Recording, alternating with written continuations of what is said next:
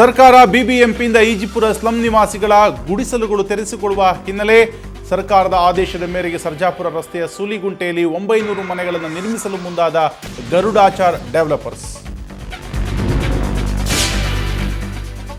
ಕಾಫಿನಾಡು ಚಿಕ್ಕಮಗಳೂರಿನಲ್ಲಿ ಸಂಭ್ರಮದ ಬಕ್ರೀದ್ ಆಚರಣೆ. ಈದ್ಗಾ ಮೈದಾನದಲ್ಲಿ ಸಾಮೂಹಿಕವಾಗಿ ಪ್ರಾರ್ಥಿಸಿದ ಮುಸ್ಲಿಂ ಬಾಂಧವರಿಂದ ಪರಸ್ಪರ ಶುಭಾಶಯ ವಿನಿಮಯ.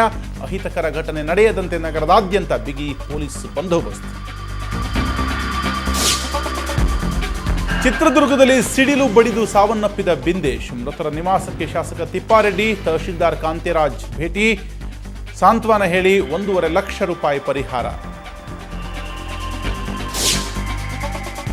ಯಾದಗಿರಿಯಲ್ಲೂ ಬಕ್ರೀದ್ ಭಕ್ತಿಯಿಂದ ಆಚರಿಸಲಾಯಿತು. ಸಾಮೂಹಿಕ ಪ್ರಾರ್ಥನೆ, ಪರಸ್ಪರ ಶುಭಾಶಯ ವಿನಿಮಯ ಎಲ್ಲೆಡೆಯೂ ಕಂಡುಬಂತು. ನಗರದ ಹೊರವಲಯದ ಚಿತ್ತಾಪುರ ರಸ್ತೆಯಲ್ಲಿ ಈದ್ಗಾ ಮೈದಾನದಲ್ಲಿ ಸಂಭ್ರಮ ಕಳೆ ಕಟ್ಟಿತು.